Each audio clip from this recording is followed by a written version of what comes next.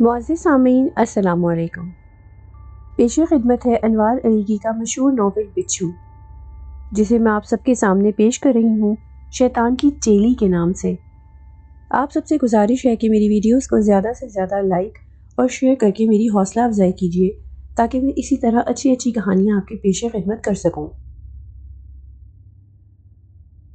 اس کے سامنے ایک 3 فٹ لمبی چھپکلی موجود تھی جس کی زبان باہر نکل رہی تھی، اور اس چھپکلی کی گردن میں ایک سانپ رسی کی طرح بندھا ہوا تھا۔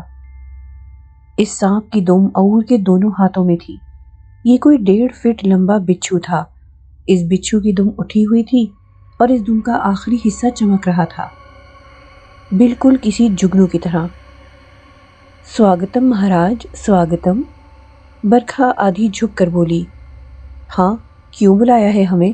کیا تو جانتی نہیں کہ ہمارا وقت کتنا قیمتی ہے؟ جانتی ہوں مہاراج، میں نہیں جانوں گی تو اور کون جانے گا؟ پر کیا کروں مہاراج، اکیلی ہوں، آپ کو نہیں پکاروں گی تو پھر کس کو پکاروں گی؟ مہاراج میری مدد کرے۔ وہ گھگیائی۔ کیا ہوا؟ مہاراج عور نے کڑک کر پوچھا۔ ایک انکاری آڑے آ گیا ہے، برکھا نے فریاد کی۔ جو انکاری ہے اسے اقراری بنا۔ تو اچھی طرح جانتی ہے کہ یہ دنیا انکاریوں سے بھری پڑی ہے۔ ہمارا کام انکاریوں کو اقراری بنانا ہے اور اقراری بناتے رہنا ہے۔ تو جتنے اقراری بنائے گی اتنے ہی تیرے درجات بلند ہوں گے۔ میرا باپ تجھے طاقت بخشتا چلا جائے گا، تو اقراریوں پر راج کرے گی۔ عور بولا۔ مہاراج، آپ یہ بات بھی اچھی طرح جانتے ہیں کہ کچھ انکاری بڑے اڑیل ہوتے ہیں۔ ہاں جانتا ہوں، عور نے پررعب لہجے میں کہا، پر ایسے انکاری کو مار مار کر سیدھا کیا جاتا ہے۔ میں نے اسے سدھو کی مار مارنی چاہی تھی لیکن وہ صاف بچ نکلا۔ ہے؟ یہ کیسے ہو سکتا ہے؟ سدھو کا وار تو ہمارا وار ہے، ہمارا وار کیسے خالی ہو گیا؟ ہمارے چیلے کیسے ناکام ہو گئے؟ عور نے غصے میں بار بار اپنی دم چھپکلی کی پیٹھ پر ماری۔ مہاراج، یہی تو معلوم نہیں ہو رہا ہے، اسی لیے تو آپ کو زحمت دی ہے، آپ کا قیمتی وقت ضائع کیا ہے۔ اس کی چال بتا۔ وہ شنی ہے، وقت کا دھنی ہے، چاند اور سورج اس کے راستے میں ہے، اس پر زحل کا سایہ ہے، مشتری اس کا غلام ہے، عطارد اس کے سامنے ہاتھ جوڑے بیٹھا رہتا ہے۔ اس کی پیدائش 7 ستاروں کے گٹھ جوڑ سے عمل میں آئی ہے۔ برکھا نے جیسے سبق سنایا۔ ایسا انکاری تو صدیوں میں پیدا ہوتا ہے، عور نے حیران ہو کر کہا۔ ہاں مہاراج، وہ صدیوں میں پیدا ہوا ہے، اسی لیے تو میں اس کے پیچھے ہوں۔ آپ جانتے ہیں مہاراج، برکھا جس کے پیچھے لگے وہ کوئی معمولی انکاری نہیں ہوتا۔ ہاں جانتا ہوں، اسی لیے میرا باپ تجھ سے بہت خوش ہے، عور نے کہا۔ اس انکاری کا نام بتا۔ ساحل عمر۔ برکھا نے اپنی چمکتی آنکھوں سے عور کو دیکھا۔ اوہ، اچھا، وہ ہمارا دشمن ہے؟ مہاراج، آپ اس سے واقف ہیں؟ بہت اچھی طرح۔ وہ کس طرح مہاراج؟ یہ راز ابھی ہمارے من میں ہے۔ کوئی بات نہیں مہاراج، آپ نہ بتائیں، میرے لیے اتنا ہی کافی ہے کہ آپ اس کو اچھی طرح سے جانتے ہیں۔ مہاراج، وہ کئی سالوں سے میری نظروں میں ہے، میں اس پر کام کر رہی ہوں، اس کے لیے جال بن رہی ہوں۔ جب میں نے پہلی مرتبہ اس پر سدھو کا جال پھینکا تو وہ بڑے آرام سے نکل گیا۔ عور نے گہرا سانس لیا۔ فکر کیوں کرتی ہے؟ وہ اب ہم دونوں کا مشترکہ دشمن ہے۔ اس انکاری کی کمر توڑنا اب ہمارا فرض ہے۔ ہاں مہاراج، بہت ضروری ہے۔ برکھا نے اس کے ہاں میں ہاں ملائی۔ وہ بہت قیمتی ہے۔ تیرے لیے قیمتی ہے تو وہ میرے لیے بہت اہم ہے۔ وہ میرے راستے کا پتھر ہے، اسے اب ٹھوکر لگانا ہی ہوگی۔ مہاراج، میرا سدھو کیوں ناکام ہوا؟ اسے اپنے عمل کی ناکامی کا غم تھا، وہ جلد سے جلد اس راز کو جان لینا چاہتی تھی۔ تیرے سدھو کو تہکال نے بھرشٹ کیا ہے۔ اوہ، اب سمجھی۔ برکھا کی سمجھ میں فوراً ہی ساری بات آ گئی۔ وہ بے قراری سے بولی۔ مہاراج، تہکال کا کچھ کریں، ہاسکل کو اس کے پیچھے لگانا ہوگا۔ ہاں مہاراج، وہی اس کو سبق سکھا سکتا ہے۔ ٹھیک ہے، تو دیے بجھا، میں کچھ کرتا ہوں، تو میرے پیغام کا انتظار کرنا۔ اچھا مہاراج، آپ کی بڑی مہربانی، آپ آئے۔ یہ کہہ کر اس نے دیے کی لو پر ہاتھ رکھ کر تمام دیوں کو بجھا دیا، اور پھر جب اس نے سامنے نظر کی جہاں عور کی سواری موجود تھی تو اب وہاں کچھ نہ تھا، اندھیرا اور مہیب سناٹا تھا۔ ساحل رشا ملوک کی تصویر کے سامنے کھڑا اس کی پینٹنگ کو بغور دیکھ رہا تھا۔ اس کے چہرے پر بنے ہوئے آنسو کئی دن ہوئے پگھل چکے تھے، اب اس کا چہرہ بالکل صاف ہو گیا تھا۔ اس لڑکی کے حسن میں کوئی ایسی بات تھی جو کوئی اسے دیکھتا تھا تو بڑا لطیف احساس ذہن کے اندر جاگتا تھا، ایسا حسن جو دل میں ٹھنڈک کی طرح اتر جاتا تھا، جب دیکھے جتنی بار دیکھے نظر ٹھہر جائے اور نظریں ہٹانے کو دل نہ چاہے۔ عابد انجم نے جب اس تصویر کو دیکھا تو وہ نظریں ہٹانا بھول گئے تھے۔ انہوں نے کہا تھا کہ اس لڑکی کا وجود ہے، پھر ان کی زندگی نے وفا ہی نہ کی کہ وہ ان سے مزید معلومات حاصل کرتا۔ کافی دن سے رشا ملوک اسے خواب میں بھی نظر نہ آئی تھی۔ اس کے دل میں کبھی کبھی یہ خواہش جاگتی تھی کہ اگر یہ لڑکی دنیا میں موجود ہے تو اس سے ملاقات کرے۔ اس نے سوچا کہ اب اگر رشا ملوک اسے خواب میں نظر آئی تو وہ اس سے ملاقات کی شدید خواہش کا اظہار کرے گا اور اس سے اس کا پتہ دریافت کرے گا، بشرطے کہ اسے خواب میں یہ بات یاد رہی۔ اچانک ٹیلی فون کی گھنٹی چیخی، اس کی محویت ٹوٹ گئی۔ اس نے بیڈ پر بیٹھ کر ریسیور اٹھایا اور دھیمے لہجے میں کہا، جی میرے رانجھن کیسے ہو؟ وہی مترنم ہنسی، وہی کھنکدار لہجہ۔ میں بہت اچھا ہوں، ساحل نے خوش دلی سے کہا۔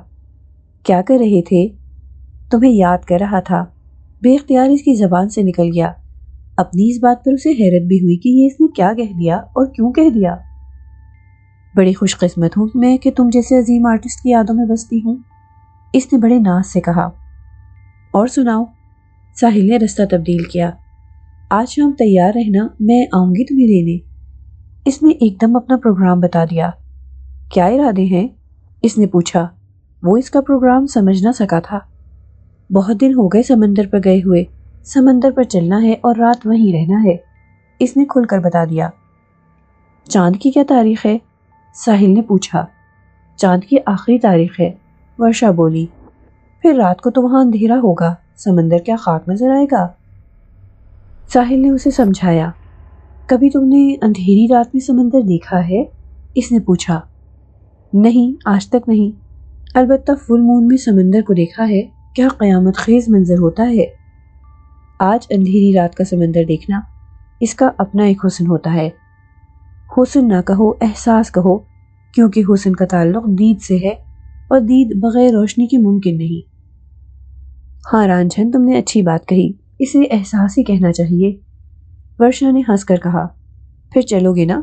ہم وہاں پہنچ کر پہلے ڈوبتے سورج کا نظارہ کریں گے، پھر اندھیری رات میں سمندر کو محسوس کریں گے، اور جب صبح ہوگی تو طلوع ہوتے سورج کو دیکھیں گے۔ آہ کتنا مزہ آئے گا، وہ خوش ہو رہی تھی۔ اور ہٹ کا کیا ہوگا؟ ہٹ کی فکر مت کرو، وہاں ایک علیحدہ جگہ پر زبردست ہٹ ہے، وہاں عام لوگوں کا گزر نہیں ہے۔ ممی کے ایک جاننے والے ہیں، ان کی ہٹ ہے، فرنشڈ، پانی، بجلی، ڈش، ٹیلی ویژن، وی سی آر، کیا ہے جو وہاں نہیں ہے؟ رات، سمندر، میں اور تم، اور کیا چاہتے ہو؟ یہ کہہ کر وہ ہنسی، اس کی یہ ہنسی اس کا دل لوٹ لیتی تھی۔ وہ پھر لٹ گیا۔ چلو پھر چلتے ہیں، ساحل نے فوراً کہا۔ یہ بات بھی بے اختیار اس کی زبان سے نکل گئی تھی، جبکہ وہ اندر سے سمندر پر جانے کے لیے راضی نہ تھا۔ اوہ زندہ باد میرے رانجھن، زندہ باد، میں پھر شام کو آتی ہوں، یہ کہہ کر اس نے فوراً ٹیلی فون منقطع کر دیا۔ اسی وقت اس کی نظر سامنے دیوار پر پڑی، تب بے اختیار اس کے منہ سے نکلا، ارے! سامنے دیوار پر رشا کی تصویر موجود نہ تھی۔ وہ ریسیور رکھ کر تیزی سے بیڈ سے اٹھا، وہ تصویر قالین پر پڑی تھی۔ وہ ورشا سے باتوں میں اس قدر مشغول تھا کہ فریم کے گرنے کا احساس ہی نہ ہوا۔ اس نے فوراً تصویر اٹھا کر دیکھی، تصویر کے پیچھے بندھی ڈوری کھل گئی تھی، دیوار پر کیل موجود تھی۔ اس نے ڈوری کو دوبارہ مضبوطی سے باندھا اور تصویر دوبارہ کیل پر لٹکا دی۔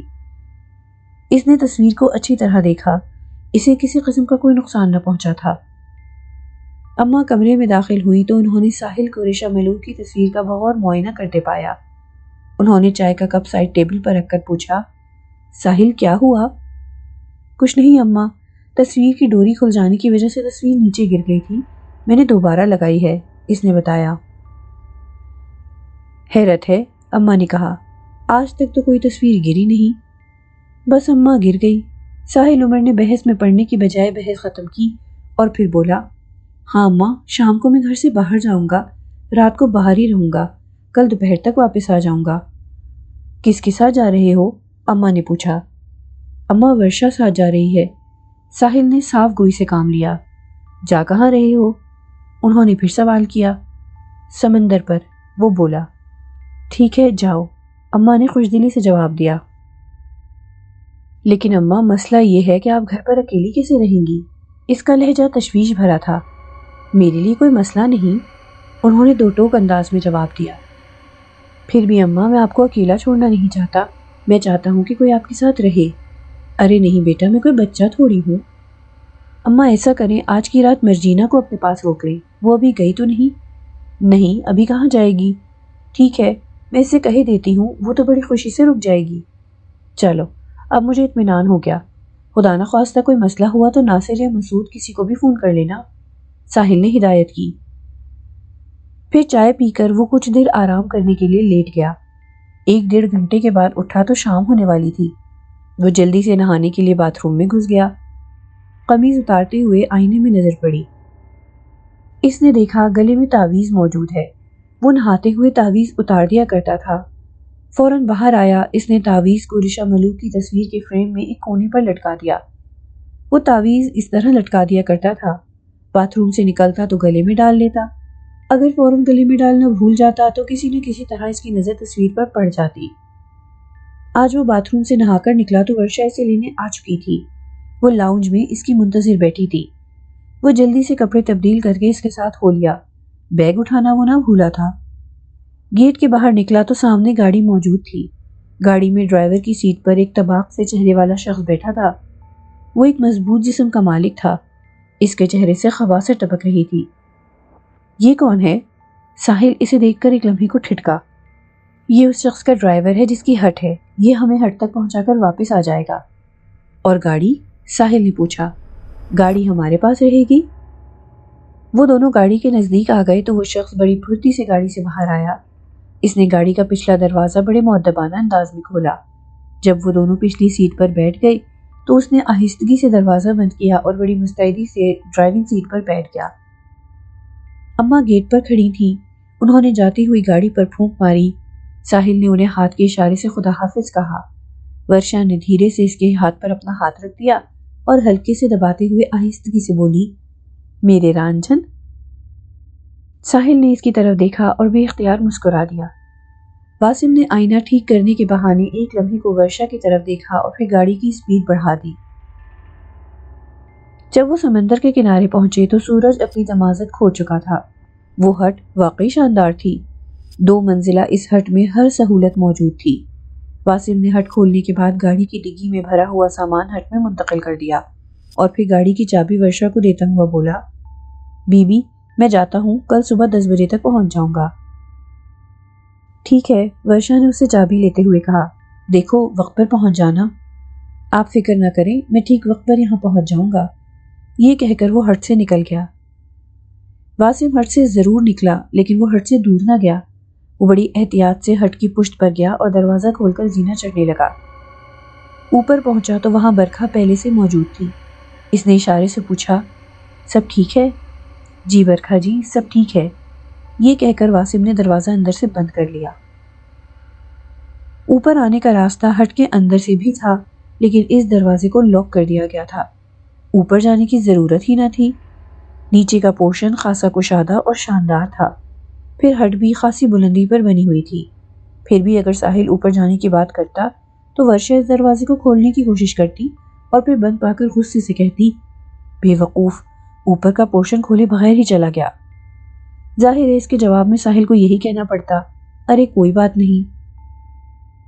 واسم کے ہٹ سے جانے کے بعد ورشا نے مترنم لہجے میں کہا، اچھا جناب، پہلے میں بناتی ہوں چائے، چائے پی کر پھر ہم باہر نکلتے ہیں، کیوں ٹھیک ہے نا؟ ہیں، تم چائے بنا لیتی ہو؟ ساحل نے حیرت کا اظہار کیا۔ جناب میں کھانا بھی زبردست پکاتی ہوں، آج رات کا کھانا جب پکا کر کھلاؤں گی تو انگلیاں چاٹتے رہ جاؤ گے، اس نے ایک ادا سے کہا اور پھر کچن کی طرف بڑھ گئی۔ پھر وہ فوراً مسکراتی ہوئی واپس آئی، ٹیلی ویژن پر رکھا ہوا ریموٹ کنٹرول اٹھا کر اس کے ہاتھ میں دیا اور شوخی سے بولی، جب تک تمہارے ہاتھ میں سویٹ ڈش آئے اس وقت تک ورلڈ ڈش سے شوق فرماؤ۔ کھانے میں سویٹ ڈش بھی ہوگی؟ ساحل نے ریموٹ اپنے ہاتھ میں لیتے ہوئے کہا۔ کیوں نہیں ہوگی؟ اس نے چمکیلی نگاہوں سے ساحل کو دیکھا۔ پھر تو تمہیں پوری رات کھانا پکاتے ہی گزر جائے گی، ساحل نے خدشہ ظاہر کیا۔ ارے نہیں، کیا سمجھا ہے مجھے؟ وہ اترا کر بولی۔ اچھا پکاتی ہوں اور جلدی پکاتی ہوں۔ یہ کہہ کر وہ کچن میں چلی گئی۔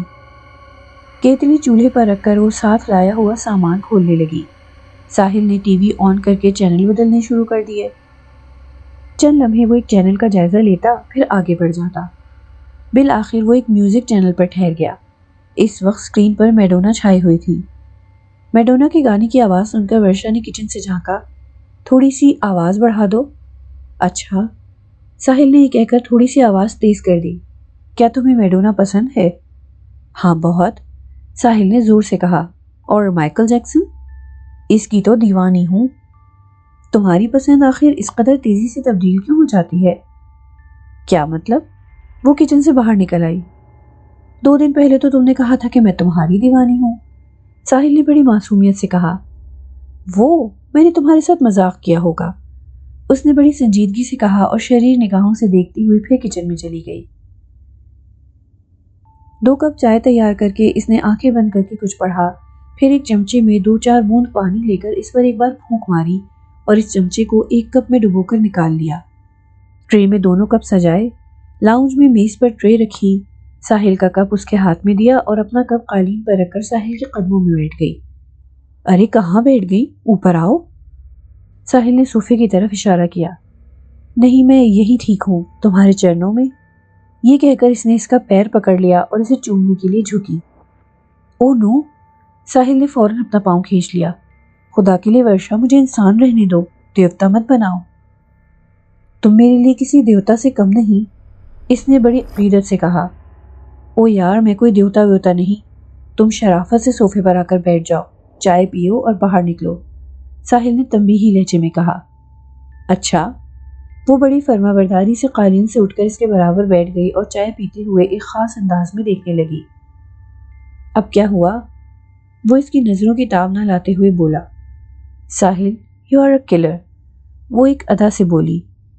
یہ ڈائلاگ میں نے کسی انگلش فلم میں سنا ہے اور شاید راکھیل ویلچ کے لیے کہا گیا تھا۔ اس وقت وہ جس لباس میں تھی یقیناً قاتل لگ رہی تھی۔ سچی بات یہ ہے کہ ایسا مکالمہ کسی عورت کے لیے ہی اچھا لگتا ہے۔ ساحل نے یہ کہہ کر کپ ہونٹوں سے لگا لیا۔ حالانکہ اصل قاتل مرد ہوتا ہے۔ اس نے بات کو ایک نیا رخ دینے کی کوشش کی۔ میرا خیال ہے کہ مرد عورت کے معاملے میں خاصا بے وقوف واقع ہوا ہے۔ کوئی خوبصورت عورت کسی بھی مرد کو بآسانی بے وقوف بنا سکتی ہے، بلکہ یوں کہنا چاہیے الو بنا سکتی ہے۔ عورت مرد کی بڑی کمزوری ہے۔ کیا تم انہی مردوں میں سے ہو؟ اس نے ترچھی نگاہوں سے اسے دیکھا۔ میری کیا بات کرتی ہو، میں تو پہلے درجے کا احمق ہوں۔ پھر تمہیں کیا الو بنانا، تم تو بنے بنائے ہو، وہ ہنس کر بولی۔ مجھے بے وقوف بنانے کا ارادہ تھا کیا؟ اس نے پوچھا۔ نہیں، میں بے وقوف بنانے پر یقین نہیں رکھتی۔ سچ بتاؤں ساحل، میں تمہارے بارے میں تضادات کا شکار ہوں، اس نے الجھے ہوئے لہجے میں کہا۔ کیا کہنا چاہتی ہو؟ پتہ نہیں ساحل، میں کیا چاہتی ہوں، تم کیا چاہتے ہو، کوئی اور کیا چاہتا ہے، وہ کھوئے ہوئے انداز میں بولی۔ ارے تم تو سیریس ہو گئی، ساحل نے اپنا کپ ٹرے میں رکھتے ہوئے کہا۔ بھائی تم نے بہت اچھی چائے بنائی۔ تھینک یو، ورشا نے مسکرا کر کہا۔ جب وہ بھی چائے پی چکی تو اس نے اپنا کپ میز پر رکھا اور اس کا ہاتھ پکڑ کر اٹھاتے ہوئے بولی، آؤ چلو سمندر پر چلیں۔ یہ ایک مخصوص بیچ تھا، یہاں عام لوگوں کا گزر نہ تھا۔ آج تو یہاں خاص لوگ بھی برائے نام تھے، بس 2-4 جوڑے کچھ فاصلے پر اپنی اپنی خوشگپیوں میں مصروف تھے۔ چھٹی کا دن جو نہ تھا۔ ساحل اور ورشا دونوں ہی جینز اور شرٹوں میں تھے اور اس وقت یہ واحد جوڑا تھا جو سر سے پیر تک ڈھکا ہوا تھا، جبکہ جو لوگ آس پاس نظر آ رہے تھے ان کے مرد نیکر پہنے ہوئے تھے اور عورتیں نہانے کے لباس میں تھیں۔ یہ محسوس ہی نہیں ہو رہا تھا کہ یہ کوئی پاکستانی سمندر کا کنارہ ہے۔ سورج سمندر کی طرف جھک رہا تھا اور ورشا ساحل کا ہاتھ پکڑے سمندر کی طرف بڑھ رہی تھی۔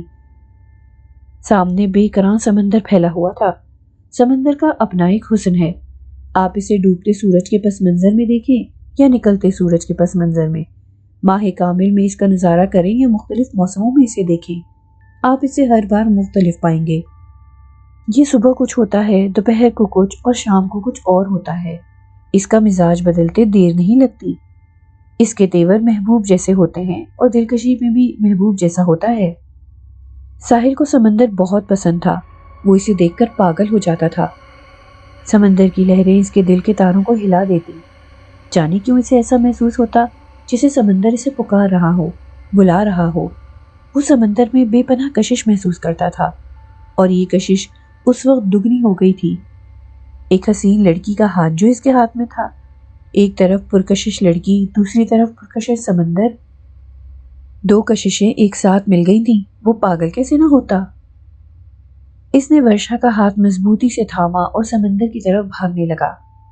رک جاؤ ساحل، زیادہ اندر مت جاؤ، مجھے اس کی موجوں سے ڈر لگتا ہے۔ ورشا نے اسے مزید آگے جانے سے روکنا چاہا۔ ڈرتی ہو؟ ساحل عمر نے رک کر کہا۔ ڈرتی نہیں ہوں، احتیاط لازم ہے، سمندر چڑھا ہوا ہے، زیادہ اندر جانا ٹھیک نہیں۔ اتنی دیر میں سمندر کی ایک بڑی لہر آئی، ان دونوں کے قدم ڈگمگانے لگے۔ اسی وقت واسم پردہ چھوڑ کر برکھا سے مخاطب ہوا۔ وہ دونوں سمندر میں جا چکے۔ وہ بڑی دیر سے پردے سے لگا بیٹھا تھا، وقفے وقفے سے وہ پردہ ہٹا کر دیکھ لیتا تھا۔ بالآخر ورشا اور ساحل اسے سمندر میں جاتے ہوئے نظر آ ہی گئے۔ آؤ پھر نیچے چلو، برکھا نے فوراً کہا۔ آئیے۔ واسم نیچے کے دروازے کی اپنی جیب میں چابی ٹٹولتا ہوا زینہ اترنے لگا۔ وظائف کی کتاب کے صفحہ 7 پر جو عمل دیا گیا تھا، اس کو پڑھنے کے لیے حافظ موسیٰ نے جو ہدایات دی تھی، اس کے مطابق اس عمل کو رات 12 اور 1 بجے کے درمیان کرنا تھا۔ دوسرے کمرے میں مکمل تاریکی کا ہونا بہت ضروری تھا۔ اس عمل کے لیے ناصر مرزا کا اسٹڈی روم بہترین تھا۔ کھڑکیوں پر بھاری پردے پڑے ہوئے تھے، جن کی وجہ سے کمرے میں گہری تاریکی ممکن تھی۔ کوئی 11:15 بجے کے قریب ناصر مرزا کمرے میں آیا۔ اس نے دروازہ اندر سے بند کر لیا، گھر والوں کو ہدایت کر دی کہ اسے کسی بھی صورت میں ڈسٹرب نہ کیا جائے۔ پردے کھلے ہوئے تھے، اس نے پردے برابر کیے، عمل کرنے کے لیے ایک جگہ کا انتخاب کیا، پھر ٹھیک 12 بجے کمرے کی لائٹ آف کر کے وظیفہ پڑھنا شروع کر دیا۔ اس وظیفے پر کوئی خاص محنت نہ تھی، 5 راتوں کا وظیفہ تھا۔ وظیفے کے دوران زیادہ پڑھنا بھی نہ تھا، جو بتایا گیا تھا اسے 15-20 منٹ میں بآسانی ختم کیا جا سکتا تھا۔ ناصر مرزا کو ابھی وظیفہ شروع کیے 5-7 منٹ ہی ہوئے ہوں گے کہ اس نے اپنے قریب کتے کے رونے کی آواز سنی۔ یوں محسوس ہو رہا تھا جیسے کتا کمرے میں موجود ہو۔ کتے کے رونے کی منحوس آواز کو سن کر ناصر مرزا بے اختیار چونک پڑا۔ نیچے پہنچ کر واسم کھڑکی کا ذرا سا پردہ ہٹا کر بیٹھ گیا، تاکہ اگر وہ دونوں ہٹ میں واپس آ رہے ہوں تو برکھا کو بروقت اطلاع کر سکے۔ برکھا نے کچن کا رخ کیا۔ وہاں ایک ٹرے میں مرغی کا گوشت موجود تھا۔ برکھا نے گوشت میں سے مرغی کی دونوں ٹانگیں نکال لیں اور اوپر سے لائی ہوئی ایک ٹانگ اس نے گوشت میں ملا دی۔ اس ٹانگ پر اس نے عمل کیا ہوا تھا۔ یہ ٹانگ پروگرام کے مطابق ساحل عمر کو کھلائی جانی تھی۔ نکالی ہوئی دونوں ٹانگیں اس نے ایک پلیٹ میں ڈال کر فریج میں رکھ دی۔ اس کام سے فارغ ہو کر اس نے بیڈ روم کا رخ کیا۔ اس نے بیڈ پر بیٹھ کر ایک تکیہ اٹھایا اور اسے اپنی گود میں رکھ لیا۔ پھر کچن سے لائی ہوئی چھری کی نوک پر اس نے کچھ پڑھ کر پھونکا اور اس چھری سے تکیے پر ساحل کا نام لکھا۔ کوئی 10 منٹ تک وہ اسی طرح بیٹھی چھری پر پڑھ کر پھونکتی اور ساحل کا نام لکھتی رہی۔ آخری بار جب اس چھری سے تکیے پر نام لکھا تو سفید تکیے پر اس کا نام ابھر آیا۔ ایسا محسوس ہوتا تھا جیسے اس کا نام تازہ خون سے لکھا گیا ہو اور یہ خون چھری سے نکلا ہو، لیکن چھری کی نوک بالکل صاف تھی۔ تکیے پر ساحل کا نام دیکھ کر وہ خوشی سے جھوم اٹھی۔ اس نے وہ تکیہ اپنی گود سے اٹھا کر بیڈ پر الٹ دیا اور اس پر اپنا بایاں ہاتھ رکھ کر دھیرے سے نعرہ لگایا، کالی واہ، اور پھر فوراً ہی تکیے کو سیدھا کر دیا گیا۔ اب اس تکیے سے ساحل کا نام صاف ہو چکا تھا۔ اس بیڈ پر 2 تکیے تھے اور دونوں یکساں تھے۔ ساحل کے تکیے کی پہچان کے لیے اس نے تکیے کے ایک کونے پر لپسٹک لگا دی۔ اس نشان کو ساحل محسوس نہیں کر سکتا تھا، لیکن ورشا فوراً پہچان سکتی تھی۔ اس تکیے کو الگ رکھ کر اس نے دوسرے تکیے کو اپنے نزدیک کیا اور بیڈ پر لیٹ گئی۔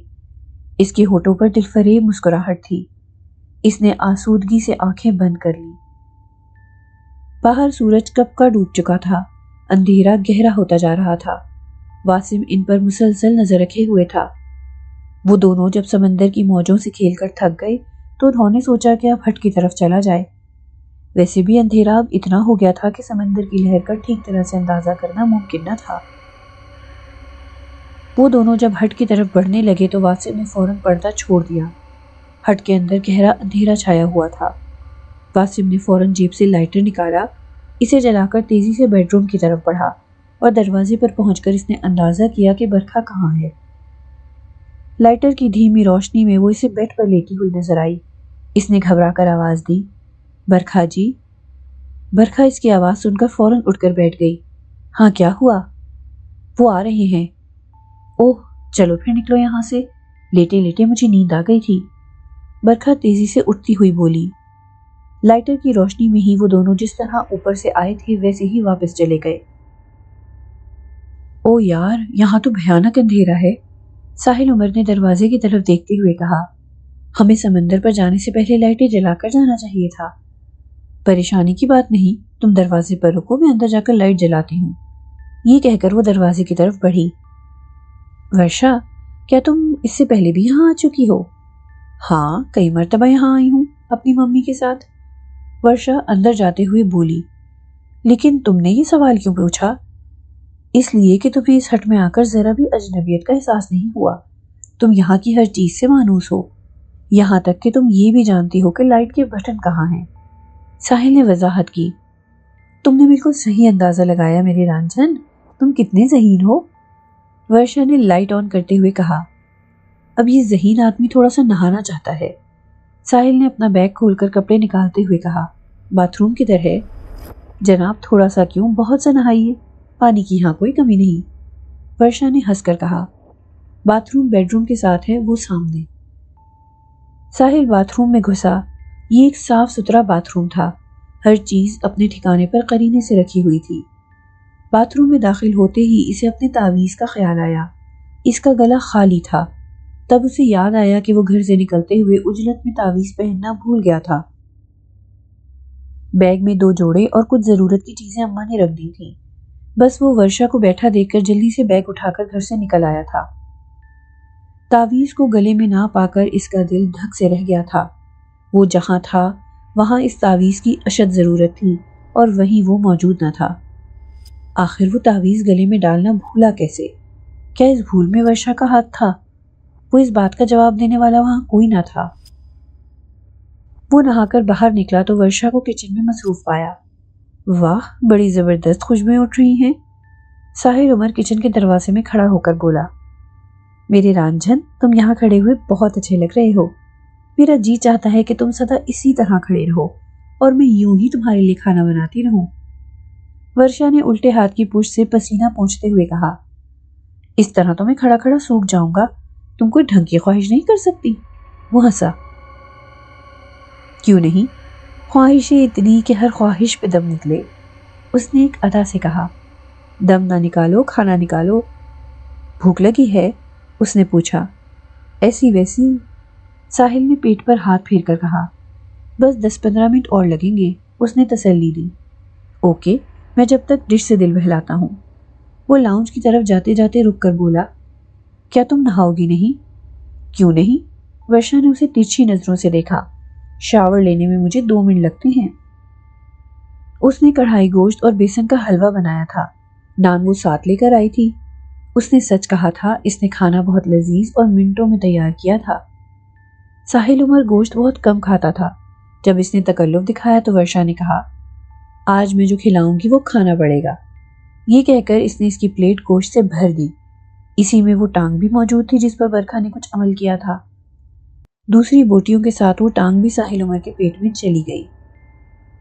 کھانا کھاتے ہوئے ورشا اسے کچھ دینے کے لیے بار بار جھک رہی تھی۔ نہا کر اس نے پینٹ شرٹ پہن لی تھی، اس کی شرٹ کے بٹن کھلے ہوئے تھے، وہ بٹن لگانا بھول گئی تھی یا دانستہ اس نے گلا کھلا چھوڑ دیا تھا۔ ساحل سے جب رہا نہ گیا تو اس نے مہذبانہ انداز میں کہا، تمہاری قمیض کے بٹن کھلے رہ گئے ہیں شاید۔ اوہ سوری، ورشا نے پریشان ہو کر اسے دیکھا اور پھر فوراً ہی اپنے گلے کو سنبھال لیا، اسے ساحل سے اس جملے کی توقع نہ تھی۔ لیکن ساحل چند ایسے نوجوانوں میں سے تھا جن سے ایسے جملے کی توقع کی جانی چاہیے۔ کھانے کے بعد اس پر کچھ غنودگی سی چھانے لگی تو وہ صوفے پر ہی پاؤں پھیلا کر لیٹ گیا۔ ورشا نے چائے بنائی، اسے ہلا کر اٹھایا۔ جناب چائے، کیا نیند آ رہی ہے؟ ہاں، کچھ سمجھ میں نہیں آ رہا مجھے نیند کیوں آ رہی ہے، شاید میں نے زیادہ کھانا کھا لیا ہے۔ کوئی زیادہ وعدہ نہیں کھایا، چڑیا جیسی تو آپ کی خوراک ہے، آپ سے زیادہ تو میں نے ہی کھا لیا تھا۔ ورشا ہنس کر بولی، چلیں چائے پی لیں، ایک دم کڑک ہے، آنکھیں کھل جائیں گی۔ ساحل نے خاموشی سے چائے کا کپ لیا اور پھر آنکھیں بند کر لیں۔ کیا بہت نیند آ رہی ہے؟ ہاں بھائی۔ پھر بیڈ روم میں جا کر لیٹ جائیں، تھوڑی دیر سو لیں، پھر میں آپ کو اٹھا لوں گی۔ پھر اس نے ترچھی نگاہوں سے دیکھ کر کہا، یہ بات یاد رکھیں کہ آپ یہاں سونے کے لیے نہیں آئے ہیں، باتیں کریں گے، تاش کھیلیں گے، میوزک سنیں گے۔ میں اپنی پسند کے کیسٹ لے کر آئی ہوں۔ اچھا ہاں ضرور۔ اس نے بمشکل آنکھیں کھول کر چائے کا گھونٹ لیا، پھر کب اس کی طرف واپس کرتے ہوئے بولا، بھائی مجھے نیند آ رہی ہے، کچھ دیر سو جاؤں، یہ تم نے کھانے میں کچھ ملا دیا تھا کیا؟ میرے رانجھن، جو کھانا تم نے کھایا ہے وہی کھانا میں نے بھی کھایا ہے، مجھے تو نیند نہیں آ رہی۔ بھائی مجھے تو آ رہی ہے، یہ کہہ کر وہ صوفے پر ہی لڑک گیا۔ ورشا نے بیڈ روم سے لپسٹک لگا تکیا اٹھایا اور اس کے سر کے نیچے رکھتی ہوئی بولی، سر اٹھائے، یہ تکیا لگا لیں۔ اچھا۔ ساحل نے بمشکل سر اٹھایا۔ ورشا نے تکیا اس کے سر کے نیچے رکھ دیا اور بولی، اب آرام سے سو جاؤ میرے رانجھن، گڈ بائے۔ ساحل نے کوئی جواب دینا چاہا لیکن وہ بول نہ سکا۔ اسے یوں محسوس ہو رہا تھا جیسے وہ نرم نرم روئی میں دھستا چلا جا رہا ہو۔ چند لمحوں کے بعد وہ اپنے ہوش گنوا بیٹھا۔ ورشا کچھ دیر بیٹھی اس کی صورت دیکھتی رہی۔ ساحل ایک خوبصورت لڑکا تھا۔ اس وقت اس کے چہرے پر بلا کی معصومیت چھائی ہوئی تھی۔ اس کے ہونٹوں پر ہلکی سی مسکراہٹ تھی۔ اس کے ہونٹوں کی بناوٹ ہی کچھ اس طرح کی تھی کہ وہ ہونٹ بند کرتا تو یوں لگتا جیسے دھیرے سے مسکرا رہا ہو۔ ورشا اس وقت متضاد کیفیت سے دوچار تھی۔ ماں کے پلان کے مطابق اس نے ہر وہ کام کر دیا تھا جو وہ چاہتی تھی۔ وہ خوش تھی کہ اس نے اپنی ممی کے منصوبے کو بخیر و خوبی پایہ تکمیل تک پہنچا دیا تھا۔ ایک طرف وہ خوش تھی تو دوسری طرف وہ خوفزدہ بھی تھی، افسردہ بھی تھی۔ وہ اپنی ماں کے عزائم سے اچھی طرح واقف تھی۔ وہ یہ بات اچھی طرح جانتی تھی کہ اس کی ماں نے مچھلی پکڑنے کے لیے اسے چارے کے طور پر استعمال کیا ہے۔ وہ چارہ بننے پر مجبور تھی، اس میں انحراف کی قوت ہی نہ تھی۔ شروع میں تو وہ اسے کھیل ہی سمجھتی رہی تھی، لیکن اب جب کہ ساحل گہری نیند سو چکا تھا تو اس پر ایک افسردگی سی چھا گئی تھی۔ شاید وہ اپنے کیے پر پچھتا رہی تھی۔ پھر اچانک اس کے دل میں ایک امید کی کرن چمکی۔ اس نے ساحل کے گلے کو ٹٹولا، پھر قمیص کا ایک بٹن کھول کر دیکھا۔ جانے کیوں اسے دیکھ کر شوق لگا۔ اس کے گلے میں تعویذ نہ تھا۔ اب ساحل کو کوئی بچانے والا نہ تھا، اس کے بچاؤ کی کوئی صورت نہ رہی تھی۔ ورشا کچھ دیر گم سم بیٹھی رہی، پھر وہ اٹھی۔ اٹھتے ہوئے اس کے دل میں آیا کہ وہ کہے، اللہ تمہارا نگہبان ہو، مگر وہ دل میں آئی بات ہونٹوں پر نہ لا سکی۔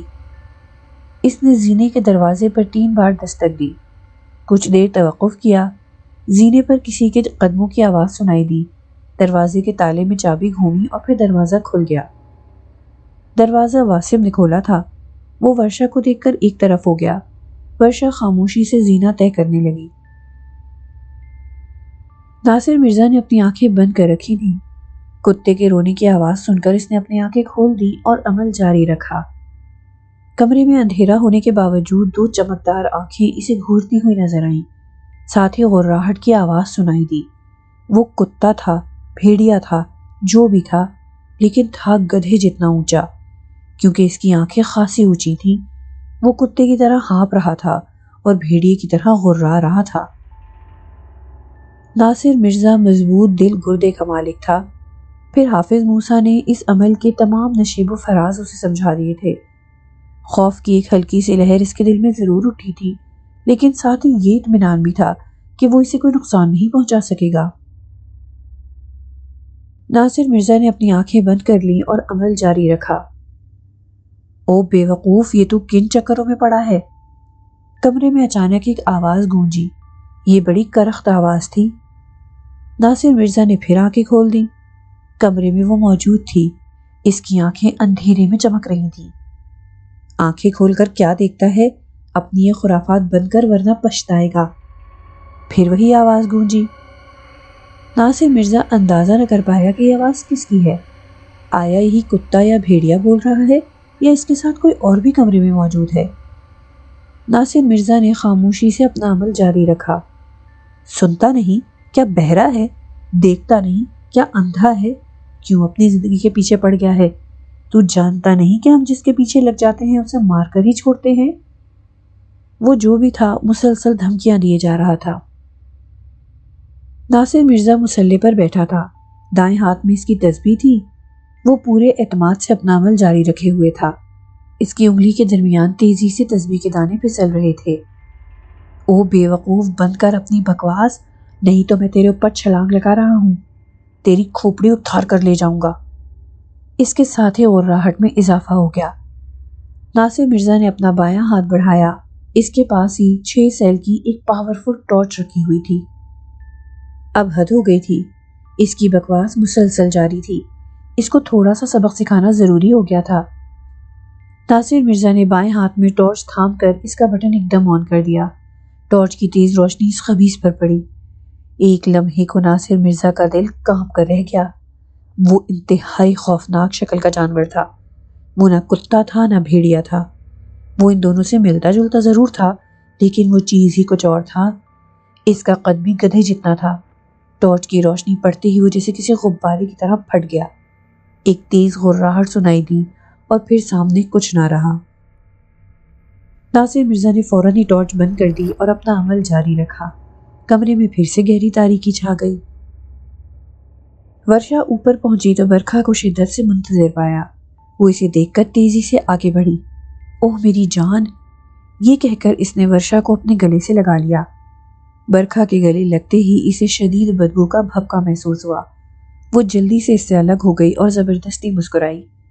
ہائے ممی! کیا ہوا؟ برکھا نے ورشا کا ہاتھ پکڑ کر اسے بیڈ پر بٹھا لیا، جبکہ واسم دروازہ کھول کر گیلری میں چلا گیا اور اندھیرے میں آنکھیں پھاڑ کر سمندر کو دیکھنے لگا۔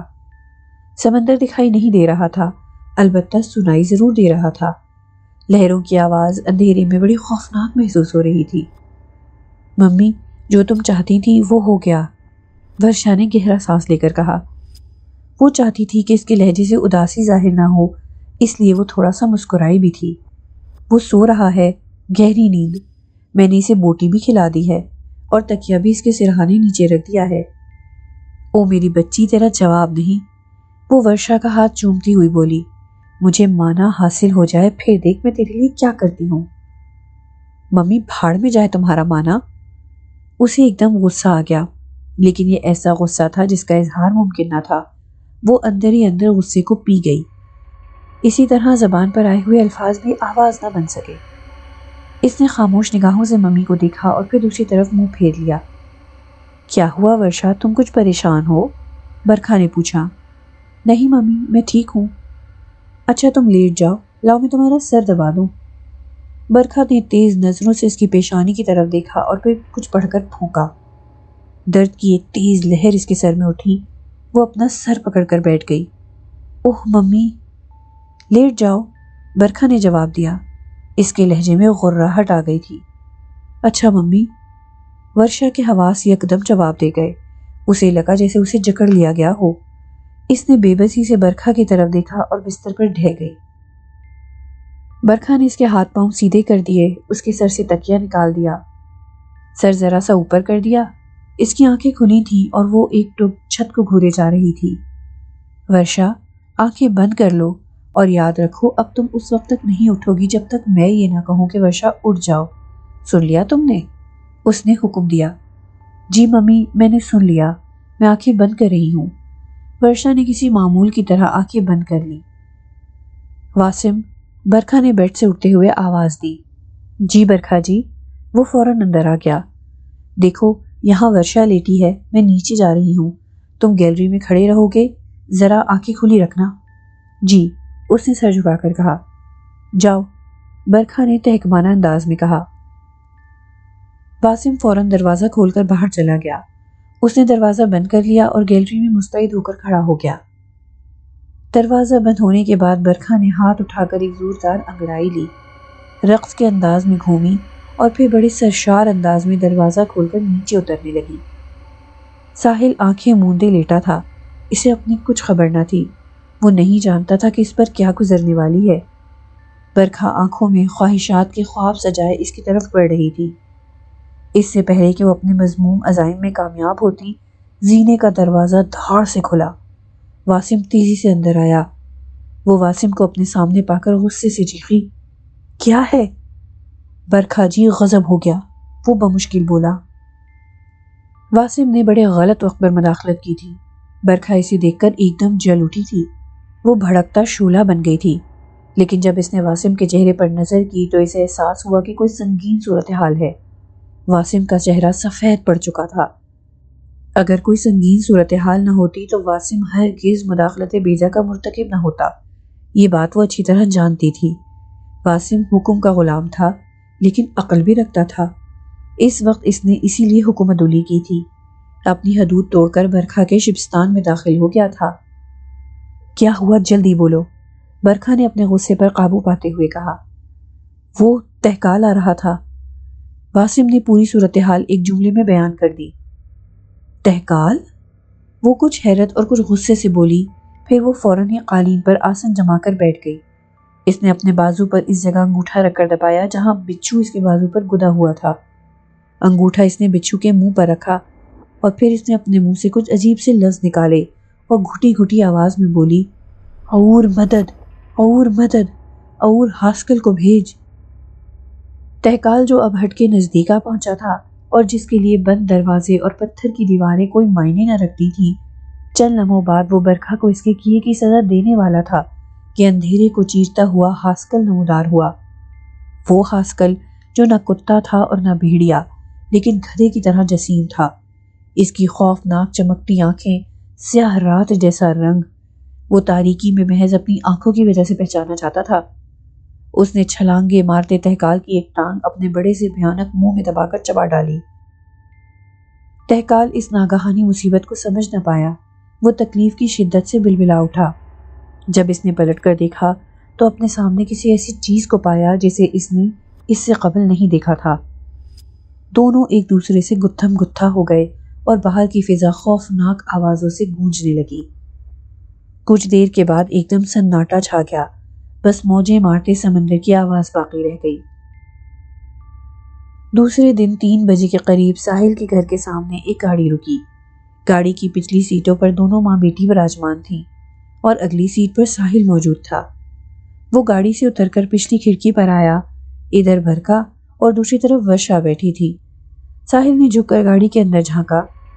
ورشا نے اسے دیکھ کر اپنا ہاتھ آگے بڑھایا، لیکن ساحل نے اس کی طرف کوئی توجہ نہ دی۔ وہ برکھا کی طرف دیکھ رہا تھا۔ تب برکھا نے مسکرا کر اس کی طرف دیکھا، اپنا ہاتھ آگے بڑھایا۔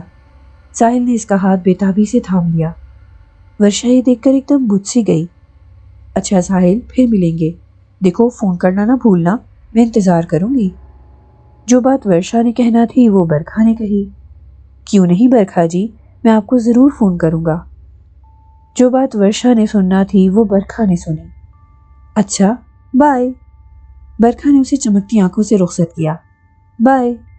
وہ یہ کہہ کر سیدھا کھڑا ہو گیا۔ واسم چلو، برکھا نے حکم دیا۔ برکھا کے حکم کے ساتھ ہی گاڑی تیزی سے آگے بڑھ گئی۔ ساحل بڑی دلچسپی سے گاڑی کو جاتا دیکھتا رہا۔ جب وہ گاڑی آنکھوں سے اوجھل ہو گئی تو اس پر اداسی سی چھا گئی۔ اس کا جی چاہا کہ وہ اپنی گاڑی نکال کر ان لوگوں کے پیچھے ہو لے۔ پھر وہ بوجھل قدموں سے اپنے گھر کی طرف بڑھا۔ بیل بجانے پر دروازہ اماں نے کھولا۔ وہ اسے دروازے پر پا کر ایک دم کھل گئیں۔ ایک رات کی غیر موجودگی اماں پر بھاری پڑی تھی۔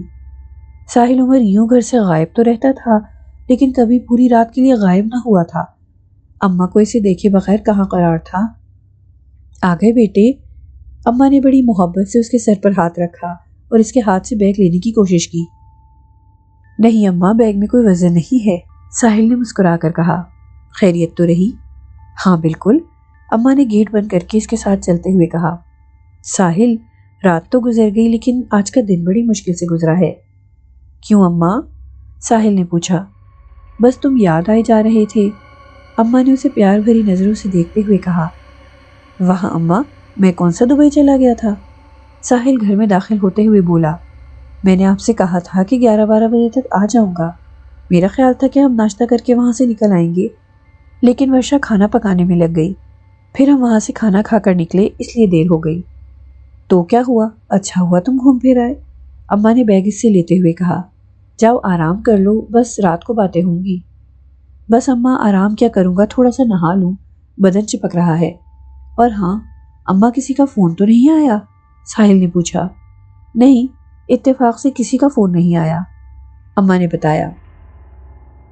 جب وہ اپنے بیڈ روم میں داخل ہوا تو سب سے پہلے اس کی نظریں رشا ملوک کی تصویر پر لٹکے ہوئے تعویذ پر پڑی۔ اس تعویذ کو ساحل نے بڑی اجنبی نگاہوں سے دیکھا اور رشا ملوک کے چہرے کو تو اس نے دیکھنے کی ضرورت ہی نہ سمجھی۔ وہ اپنی اس تصویر کے سامنے سے اس طرح گزر گیا جیسے یہ پینٹنگ کسی اور نے بنائی ہو۔ جب وہ نہا کر باہر نکلا تو ایک خیال اس کے دل میں جڑ پکڑتا ہوا محسوس ہوا۔ یہ خیال اس کے دل میں نہاتے ہوئے آیا تھا۔ اسے یوں محسوس ہوا جیسے اس خیال کو کسی نے بلند آہنگ میں اس کے دل میں ڈالا ہو۔ پھر یہ خیال بوند بوند اس کے دل پر برستا رہا اور جب وہ نہا کر باہر آیا تو یہ خیال بڑی حد تک پختہ ہو گیا تھا۔ کپڑے تبدیل کر کے اس نے بال بنائے، پھر وہ کمرے میں ٹہلنے لگا۔ ٹہلتے ہوئے اس کی نظر بار بار تعویذ پر پڑ رہی تھی۔ کوئی اور وقت ہوتا تو وہ کب کا اس تعویذ کو اپنے گلے میں ڈال چکا ہوتا، لیکن اس وقت تو اس کے دماغ میں کچھ اور ہی بات تھی۔